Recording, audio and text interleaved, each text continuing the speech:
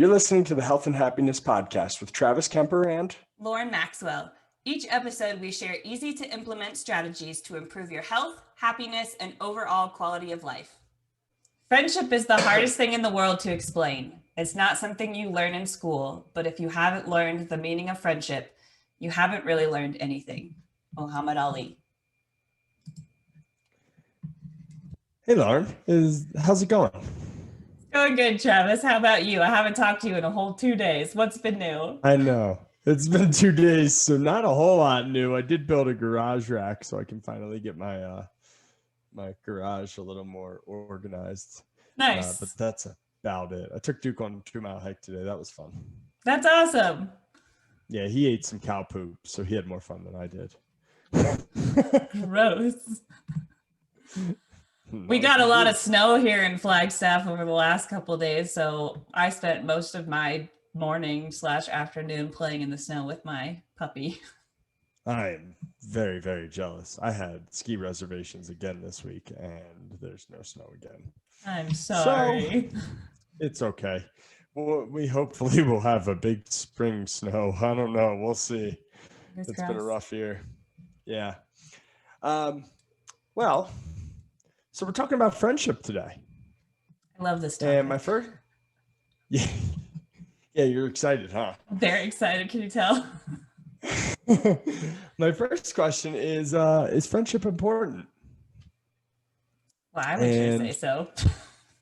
Yeah. So not only do you think it's important, but actually loneliness is almost as good of a predictor of early mortality as obesity. So we talked about obesity in the past and how that's crazy. So far, loneliness shortens your lifespan by about 15 years in the science. That's a lot of years. Yeah, so it's pretty darn important if you value your life, especially. No pressure. So, Lauryn, no pressure. What is friendship, Lauryn? So, it was funny because when we were preparing for this episode, I was like trying to figure out how in the world do you define friendship? So, of course, I go back to Aristotle. And he's a smart cookie. He's a smart cookie, right? Yeah, I felt like he did a really good job basically breaking down what friendship is. So he identified 3 main types of friendships, and those would be friendships of utility, friendships of pleasure, and friendships of the good. Those are the 3 ways he classified them. And friendships of utility are basically mutually beneficial friendships. So those are like your work friendships, your coworkers, your business partners, your classmates. Friendships of pleasure are people that you seek out because of the joy that they bring you. So especially like if you belong to the similar or the same culture or social organization, people who share common interests. So like if you like to dance and I like to dance, hey, let's go dancing or fishing or, anything like that, sharing a common interest. Those first 2 sound like more what I call acquaintances. And yeah. I feel like as soon as I leave those activities, either the workplace or, I'm not on your team anymore, or I just stop dancing, that those tend to fall apart. Yeah, Aristotle actually defined them as fragile friendships, and they're often more short-term because of the exact reason that you described. Like if you move away, if you get a different interest, like they're more acquaintances. Friendships of the good are like the good. They're what we typically call your best friend, and they're based on mutual respect and admiration of the other's values and virtues, and a strong desire to like assist that other person because you recognize that essential and innate goodness in that person. And these are likely to be lifelong friendships as long as both people continue to view each other as what he wrote as virtuous or respect their values. But these ones require time and intimacy to maintain. I loved the way that he broke those down because I feel like, Aristotle was alive in like 300 BC or something, and that's over 2,000 years ago, and it still rings true today. He's a couple generations ago. Just a few. It's crazy when we look back at, science of whether it's psychological science and philosophy, or even the regular sciences, when they were doing stuff that we didn't understand for another 1,000 years, or still Yeah. don't understand how they did it, like the pyramids and stuff like that. Yeah. Yeah. Yeah, it's crazy when you look back at how smart we were and how much knowledge we had to have lost for a long period of time before gaining it back. Totally. And plus they had, no computers and stuff like that. So it was a very different world than we grew up in. Very different time. So I have heard this saying a lot, and I think it goes back to Jim Rohn, but he said, you are the average of your 5 closest friends. I cannot find any real evidence to support or deny this, but I would think there's a substantial correlation, just because you're going to end up friends with people that think and act fairly similar to you as you go through life. And yeah, I mean, what are your thoughts on that? You are the average of your 5 closest friends. Yeah, I mean, it's interesting. I've heard that too. And I actually was reading Sean T's book, T is for Transformation, maybe a couple years ago. And he mentioned the same thing. And he actually came up with this like test, what he called the Big 5 test, of basically like ranking how positive, negative these like the circle of 5 is around you, and how that influences you and affects your life. And he ranks them on like their negative or positive rating. So do they have a very negative impact on you, or are they negative people? Or are they positive people who help uplift you? The second category he ranks them on is, can you help them improve? So like, how much can you offer them? Are they open to your feedback? Are they open to what you know and sharing that your knowledge? The third one is, can they help you improve? So what can they teach you, and are they willing to teach you? And then the last one is communication, and how well do you communicate, and can you communicate openly? And so you kind of rank those on a certain scale in his test, and you see how like what your overall score is. And it's not necessarily about getting like 100% positive rating. It's mostly about being aware of the influence that people can have on you, and evaluating, if you are low on that score, do we need to reevaluate who you're surrounding yourself with, so that you can bring yourself up a little bit more. Interesting. So it sounds like he definitely agrees with that. And for sure. In looking for this, is this true? I found, some pretty substantial evidence about friends' effects on health. Unfortunately, they only look in the negative, which we'll go into. But there was a 2012 study from the National Bureau of Economic Research that found that adolescents were significantly more likely to drink or smoke if their friends participated in those activities. This is not surprising to me. I mean, that's why your friend or your parents would always tell you, kind of, that's the wrong crowd. Don't hang out with those people. Peer pressure. And I know, yeah, exactly. Peer pressure was a real thing. Who'd have thought? But what about with adults? What do you think? Would the evidence show that adults kind of respond to peer pressure the same way?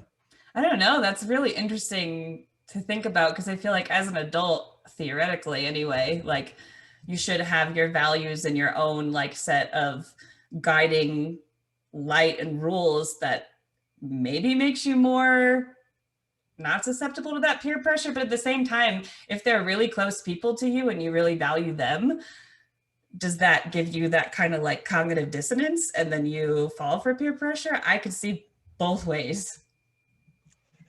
Yeah, and I could see both ways too. There is substantial evidence in health evidence about obesity and its effects from your friends. So there's several studies on this, but this is the one I like the best. A 2007 study from the New England Journal of Medicine suggests that a close friend increases your chance of being obese if they become obese by 57%. And if they are the same sex as you, Oh, wow. 71% increase in your likelihood of becoming obese. Your brother or your sister becoming obese increases your chance of being obese by 40%. I find this really interesting. They're actually both higher correlated than your spouse. So your spouse becoming obese only increases your chance of becoming obese 37%. Whoa, that's Yeah, weird. right. While your best friend, if they're the same sex, increases your chances by 71%. Hmm. So another interesting thing they found that your neighbor has no effect unless you were friends. Okay. That could be, just proximity to somebody that is more overweight might make you more inclined to be overweight, but they found no effect on that. And then we always have the chicken or the egg argument. So do you seek out, in this case, would you seek out people that are less healthy because you are less healthy? Maybe it would make you feel better about yourself if your friend, or would make you feel worse about yourself if your friends were way healthier than you. Yeah. The interesting thing on this study is the author said, he's quoted saying, "We didn't find that people who were overweight simply flocked together. Rather, people who became obese seemed to raise the likelihood that those close to them would become obese," which I find fascinating. So their take on this during the study was that, the people that you spend time with will negatively impact your health if they have negative health habits. So I flipped to the question, because that's typically what I do when I do research. I look for something just on a generic Google search, like how do your friends affect your health? And usually it's going to come up positively or negatively. So I looked up, how do friends affect obesity? This is what came up, or one of the several studies that came up. But I flipped the question and I tried to skew the results in the positive. And I said, do fit friends make you more fit? And I can't find a single study that even tries to prove it one way or the other. Whoa. I would like to assume that there's a positive effect. Maybe I'm Yeah. just an optimist. But Yeah. Lauren, what do you think? No. Do your friends being healthier, did that impact your decision to start exercising? Absolutely. I mean, and I think that has continued on, like me being now like a fairly fit person has gone on to influence other friends who maybe hadn't, gone that route yet. I definitely think that you watch somebody start like a health journey and you're inspired by them, because I don't know why you wouldn't be inspired by them. That is a hard choice and it's a hard thing to do. And so in my experience, I was watching my friends and I was like, wow, that's really awesome. Like, I wish I could do that. And and then I did. But it was because I was watching somebody do it and seeing the like positive effects on their life. And then like, I wanted that too. And I struggled for a while to, get there, but I got there. And then it's kind of been this trickling, ripple effect for other people in my life. So I would say definitely. I would probably agree. I mean, if my friends are the type of people that go to a gym, I'm probably more likely to go to a gym, or if they go hiking, I'm probably more likely to go hiking. Yeah. And if they drink 20 beers on the weekend, I'm probably more likely to drink 20 beers on the weekend. Yeah. Just in my experience. And typically what happens is when I change, my friends change completely, kind of what we were talking about earlier. If you have I used to have the party friends, and when I stopped partying, the party friends no longer were really friends. They kind of disappeared from my life because that's all we did. Friendships together. Of pleasure, Aristotle. Friendships of pleasure. So what type of friends do you want? What do you value in another person in a friendship? And I think that's, a huge question when you're going into like looking for making friends, right? Because you want to find somebody who fits what you are looking for. And so for me personally, I like people who elevate me and kind of bring out the best in me, but I also like what I need personally is like very emotionally supportive people. I am like a very highly feeling individual. I feel very deeply and very strongly, and sometimes that's really hard for me. And so I look for friends who like they don't make me feel crazy for feeling very strongly. And I also look for friends who are willing to like sit through heavy things with me. And that's, I mean, how I've made my closest friends is people who are willing to sit through it. They don't have to fix it, but you know, sitting through it is all I really need. So what about you, Travis? Well, I am not the most emotional person in the world. Um, Although I will say this, I find this interesting. So in financial research, like stock picking, women do better than men. And the reason women do better than men in several studies, by the way, is because they're less emotional. And when Whoa, you first that's hear not what that, I would yes, expect. that's everybody's reaction. Why? Because when you say emotional, what do you think of? Crying. Exactly, you think of more emotions that tend to be um, linked more with feminine activities. Yeah. So like crying, you don't see a whole lot of guys. They're out there, but guys don't cry all that often. Um, but emotions, there's several other ones. Anger, Happiness. right, happiness. I don't think happiness positively affects your stock picking, although maybe it does. But anger would definitely negatively affect it Oh because you're not yeah. making a smart decision. The other thing that I remember reading about that, and I haven't read these studies in years and years, so they could all have changed. But when I was in undergrad, I had a finance and personal finance major, and other things I remember reading about those studies was that men are unwilling to admit defeat. In other words, their ego is bigger, and that was a big Oh, reason why. interesting. Yeah, that was a big reason why. Anyway, so yes, I don't need the emotional support that you need. What I like in friendships, I like people that challenge me and call me on my BS. Because we're all hypocrites at times. I like Yeah. for people to point out my hypocrisy. Um, and, my wife's pretty good at that. So I've got that going for me.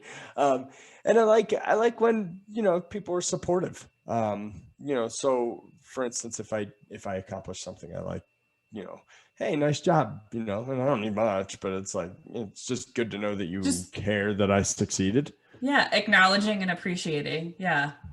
Yeah. So how do you make friends and how do you keep them?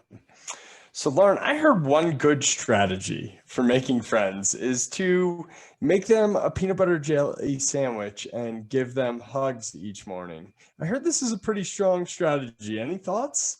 You know, in my clinical opinion, that was very effective for me when I was trying to be friends with you. That is the like story of our friendship and how it started is Travis opened a door for me and that was it. Like we were meant to be best friends and I knew it, but I don't think Travis knew it. I don't know why. So in my way of trying to force him into a friendship with me was I noticed he was always hungry and I made him a peanut butter and jelly sandwich. And when he said, as he always did, somewhere in the middle of PT school, man, I'm hungry, I was like, oh, I happen to have a peanut butter and jelly sandwich here. Why don't you take it? And they birthed our friendship. The rest is history. The rest Here is we are. history. Here we are. After you were my best woman, you in my wedding, you did a great job of I think you just made a really good peanut butter and jelly You sandwich. know, I've been told I make pretty good ones. So how does that strategy and for you, at least with me, maybe your strategy didn't change from when you were a kid to now, but how has the strategy in general changed when you're a kid versus as being an adult? I mean, I feel like as a kid, it's so easy to make friends. And like, I don't think you were that hard of a friend to make. I didn't have to chase you that hard. But as a kid, it's so easy, right? Like you basically walk up to somebody and you say, like, you want to be friends. And I remember like in kindergarten, my very first best friend, when I met her in kindergarten, she had like the most beautiful long blonde hair I'd ever seen at that point in my like little life. And I walked up to her and I said, you have the prettiest hair. Will you be my friend? And that was it. And we were friends, best friends up until like fourth grade or fifth grade or something like that. And then she moved away. But as an adult, I mean, typically it's so much harder than that. I mean, you again, like our story, our friendship, I don't think it was that hard. I mean, I had similar tactics. We were like, I give you a compliment, and we were friends. And maybe we just make it harder as adults. You know, that's a really good point. Maybe we just look into it too much and we're afraid to go up and say, hey, you have pretty hair, or here's a peanut butter and jelly sandwich. Will you be my friend? Yeah. I mean, that's actually a really good point, because I feel like, you know, any other friend that I've made as an adult, which is not very many, it's been a very like hard effort. Like I think too much. I'm like, oh my gosh, are they gonna like me? Like, how do I start being friends with this person? And then like, it's almost like dating a person, but like trying to be friends with them. It's a lot like dating. Yeah, yeah. But for you, I just made you a peanut butter and jelly sandwich and called it a day. And gave me hugs every day. Yeah, yeah. Yeah, that was a good strategy. It worked out well. Worked out really well. So as an adult, it can be more difficult. And as most things, I feel like fear is the driver of the difficulty. Like you're afraid to go up and say, hey, Lauryn, you have really pretty hair. Will you be my friend? Or Travis, here's a peanut butter and jelly sandwich. I feel like fear of rejection in this case is or fear of looking stupid. Like you were saying, will they like me? Yeah. Is the big thing. What I will say is that in order to meet people, especially people that you're going to have common interests with, as opposed to just picking the random person at the grocery store that you see in line, which maybe that'll work. I'm sure that there's been lots of good friendships and loving relationships from that strategy. But that would be more of that. You just really have to step into the fear at that point. Oh, yeah. But other places, where would you go to meet friends? I think that you should probably look for where your interests are. I mean, looking for common interests is a huge reason people start to become friends. So looking in places like meetup groups that are doing a hobby that you like to do, you know, like go sign up for a dance class, and then who else is at that dance class? And then go from there. I think this is one of the hardest questions to ask. This is where people get really stuck, right? Like, how do you meet friends? I don't know. You're work people, you're, I don't know. Travis, where do you make friends? I feel like it's as easy as you just said. Find something you want to do, or that you know you like to do, or that you think you would like to do. Find a group that does it and say, hey, can I be your friend? Yeah. Or just, hey, when are you meeting up next time? Do you have room for another person? Can I join your hiking group? Exercise and sport activities are great. You can kill two birds with one stone. You can get friends and get exercise. Activity. Right. Now, to make that person a friend, if you find somebody that you really like, you're going to have to go above and beyond and kind of ask them out on dates. On friend dates, you know, if you want to take the friendship away from just that activity. Yeah. Right. Yeah. If they're only at that activity, they're a fragile friendship, like Aristotle had said. And, you know, if you end up quitting that activity, or even if you get injured and you, for whatever reason, can't do that activity for a while, or you move away, you're probably not going to maintain that friendship anymore. Right. It goes beyond, I mean, getting started in a common interest is a good way to meet and initially make a friend, but like keeping a friend, you have to get to know them. And like Travis said, like their values are really important, and sharing those values, but those values don't come out like the first day. you really have to like dissect and understand that person as a human and like what they need and feel. I don't know, that's my experience. But like Travis and I started as classmates, and then we became friends because we were in class together and we were pursuing the same goal. And then eventually, like, we hung out a lot and we studied together, but we talked about other things and we got to know each other better. And like Travis moved away pretty much right after school was over, and we wouldn't be friends if we didn't like take it to that next step. He was in my wedding, I was in his wedding, like, and that was all after school. We didn't live anywhere near each other after that. Nope. I traveled around the country for a couple of years, so Yeah. I really wasn't close.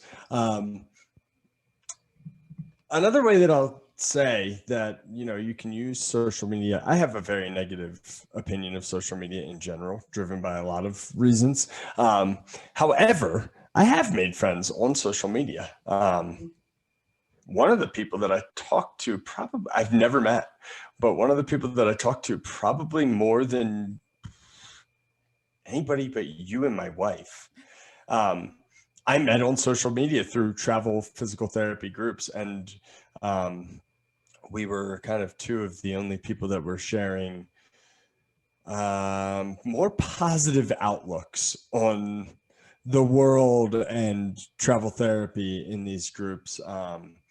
So I would say engage in social media. Whatever you engage in, you're going to keep seeing over and over again. So if Lauryn and I have Facebook up and we have all the exact same friends, but we have it side by side, Lauryn's feed's going to be different than mine because I engage in different stuff than Lauryn does, most likely.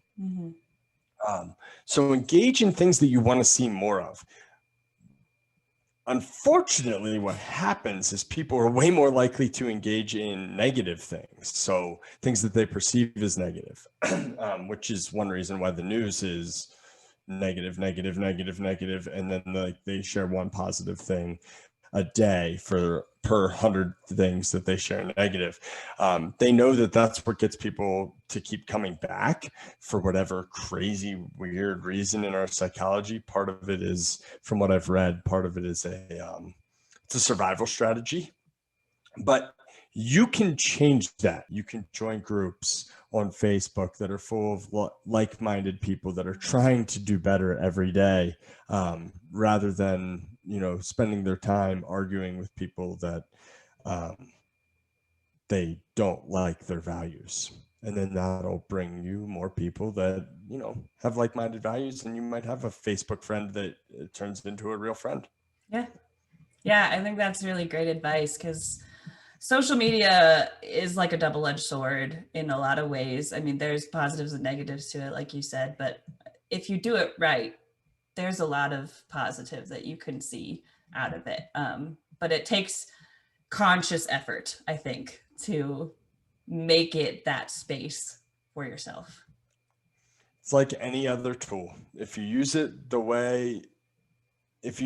in a certain way, you will get a certain result. If you are trying to hammer a screw into a wall, it's not going to be the greatest result with the hammer. Very true. Social media is the exact same way. If you go on there and all you do is argue with people that have different opinions than you are not going to make friends. Very true. Yeah. So perfect. One other thing that I wanted to mention, in terms of like how to keep friends, and I mean, Travis and I talked about this a little bit before we started recording, and I know this is what I wanted to talk about and I couldn't think of. Oh, great. Sorry to interrupt you, but I couldn't stop. I had to say it. I don't know if I'm going to say exactly what you think I'm going to say, but no, you are. I know there's differences when it comes to like female friendships and male friendships, and then that interchange of a female and a male friend. Like Travis is different than any of my other friends. He's my only like male friend. But for me, one of the things that has been crucial to maintaining, maybe not Travis, but my other friendships, is like knowing people's love languages. And I think love language is a very interesting topic, and I will try not to go off on a tangent about it. But love language is essentially like knowing what the other person needs in terms of support. For me, that's what I think of it as. So like when I'm upset, I don't need you to fix it. I don't need you to necessarily even like give me advice about it. I want a hug. I want a hug. My love language is physical touch. I want a hug. And so like people who understand what I need in a time of my need, it's easy for me to be friends with them, right? But that's very reciprocal. I have to understand what other people need. So for example, one of my friends is a quality time person. So when she is upset, I go out of my way to really give quality time, like putting down my phone, putting away all these other things that I need to do, and spending really good quality time with her. That's how I really look at friendships and how I have maintained at least a lot of my female friendships. Okay, so you didn't go exactly into what I was going to say, I figured. but you did touch on it, and we'll go there in a second. When you're talking about the love languages, are you talking about the book? I mean, I think it's based off of the book. I haven't read the book, but the like 5 love languages are what I'm talking about. Yeah. Okay, and we'll link to that book in the show notes. You touched on this, and that was actually a great example of what I was going to say. Oh, great. But yeah, what I was going to ask you, but how do you be a better friend? I think you just nailed part of it, is knowing your friend. Yeah. Knowing your friend, and one way to know a friend is to listen. Listen actively. Yeah. Right, because if you don't listen actively, you don't know what drives that friend, and you don't know what makes them tick. And if you don't know what makes them tick, you're not going to give them what they need, or tell them what they need to hear at that point, or whatever it is. Another thing I would say is kind of like I said earlier, is important to me, is friends that, support you in your endeavors. I don't need any help.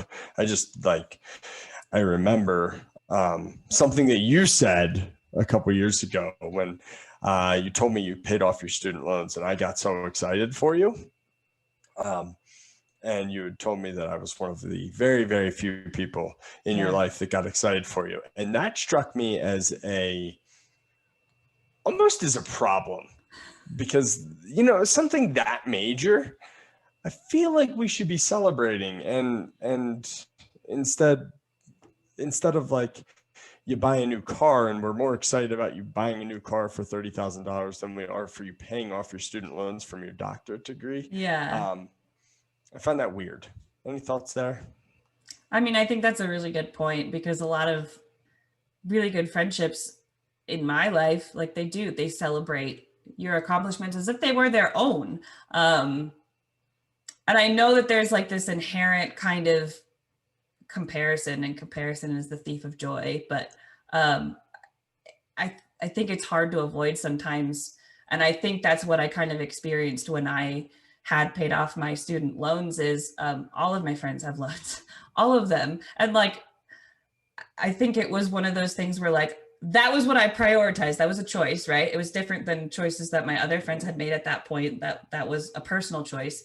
But I think when I had kind of told people, it was more of this, like, I wish I had done that. And so they couldn't truly be happy for me in that moment. They were happy later, but Travis was like one of the few people who was like, I told him and he was like, Lauryn, that's amazing. And like immediate, like celebratory response. And that, I mean, like that's really needed to celebrate those big moments, or even the small moments in your friendships, like those people are living their own life with their own priorities. And when they're accomplishing goals, you should be there to celebrate them.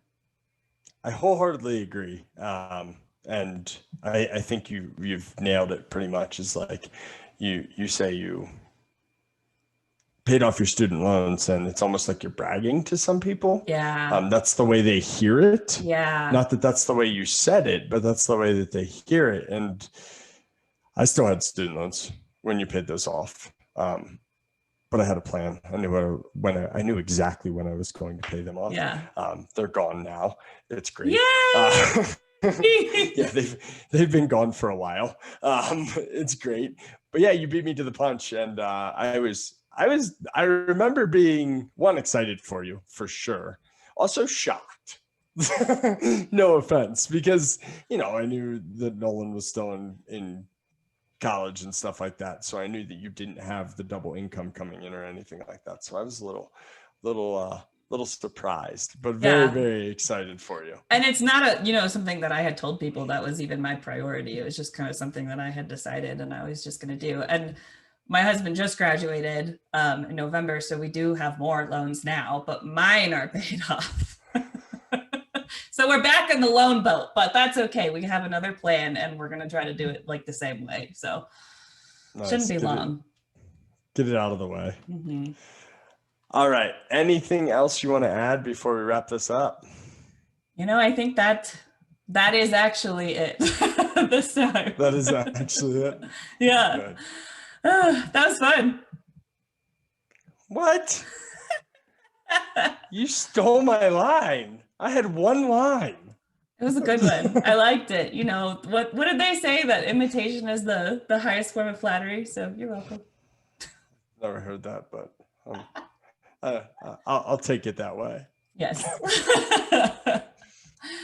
Awesome. Well, thanks everybody for listening. Reach out with any questions you have, and we'll see you next time. See you next time. Thank you for taking the time out of your busy day to listen to this episode of the Health and Happiness Podcast. We hope you enjoyed the episode and are getting benefits from our content. If your life is improving in part due to the information in this podcast, we would greatly appreciate you sharing the episode with your family and friends on social media and leaving us a review so we can continue to reach more people and improve the health and happiness of the community at large. Thanks again, and we will see you next week for another episode of the Health and Happiness Podcast.